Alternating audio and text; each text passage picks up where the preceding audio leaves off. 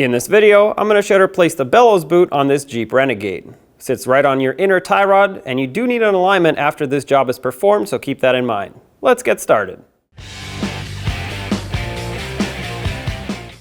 Let's remove the wheel. Use a 17mm socket to remove all 5 lug bolts and then remove the wheel.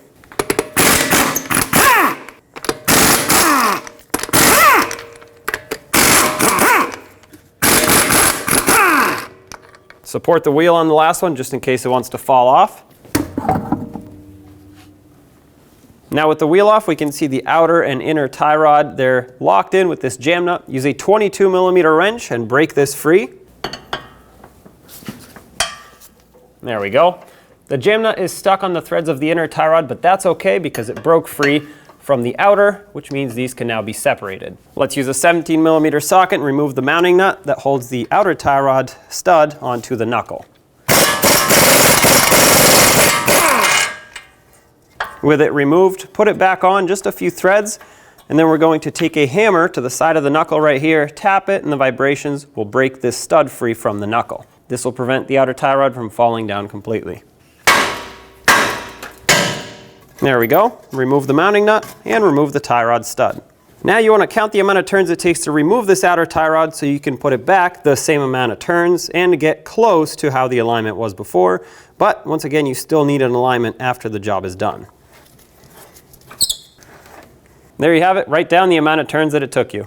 Now we have to remove this mounting nut so we can pull the boot off. I don't think it's very stuck on here, so what I'm going to do is put a socket on here with some locking pliers on the tie rod over here to hold it from spinning. Potentially, you might have to apply some heat if these are very rusted on, but a socket should do the trick. Lock these on tight, 22mm socket, remove the jam nut. There it goes. Following the tie rod in, you'll see where this clamp holds the bellows boot onto the tie rod. Pinch it with some pliers and pull the clamp off. You want to inspect it to make sure it's in good condition. You can reuse these if they are. If not, we'll discard it. Following the boot in, you'll see that there's a clamp all the way in on the power steering rack. I'm going to take a pry bar, put it right up against that clamp, and use a hammer on the end of the pry bar to tap that clamp and break it off, basically.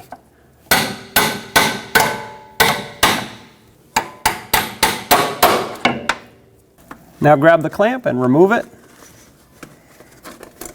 Discard this clamp, you only want to use it once. Now grab the bellows boot and pull on it to unhook it from the power steering rack, and then keep pulling on it to unhook it from the tie rod.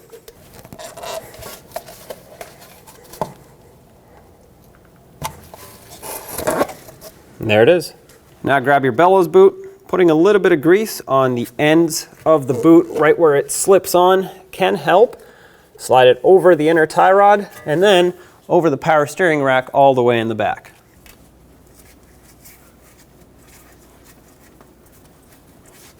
To secure the inside of the boot where we had that metal clamp, use a wire tie and just wrap it around, tighten it up, and that should seal it up.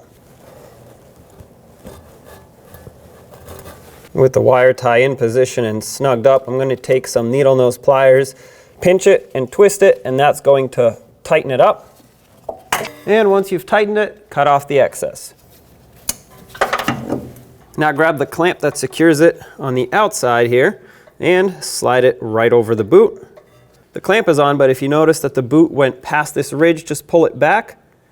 There we go. That's fully seated and secured. Put some anti-seize on your threads. This way it doesn't rust and it will help with future alignments. You don't need a lot. If you put too much, that's okay, because when you put the jam nut on, it's just going to push it and then you can wipe the excess off. So therefore, you want to thread this mounting nut on all the way, and not only will that work the anti-seize into the threads, but like I said, we'll get the excess right off.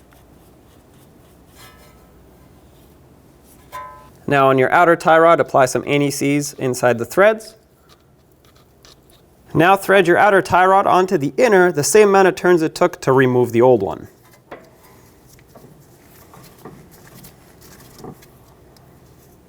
That's it for me. This, like I said, will get us close, but once again, you still need an alignment after this. I'm going to bring the jam nut a little bit closer. I'll leave it right here. We'll tighten this up at the very end. Take your tie rod, Put it right through the knuckle, push it up all the way, put on the mounting nut, and let's bottom this out. 30 foot-pounds is the torque for this mounting nut. And that's it right there. This is a locking nut. There's no cotter pin on it. If yours happens to have a cotter pin, continue tightening until the next slot lines up to put your cotter pin through. Then of course bend it over to lock it in. Now lock in the jam nut with a 22mm wrench. Tighten it up.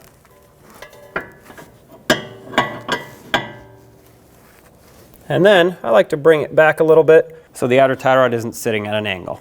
Let's get the wheel back on, line it up, hold it, and have a lug bolt ready to thread it on.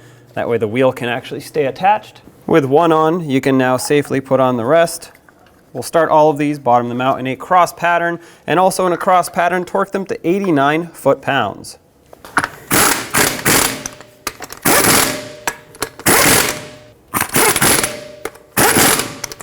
"89 foot-pounds in a cross pattern, here we go.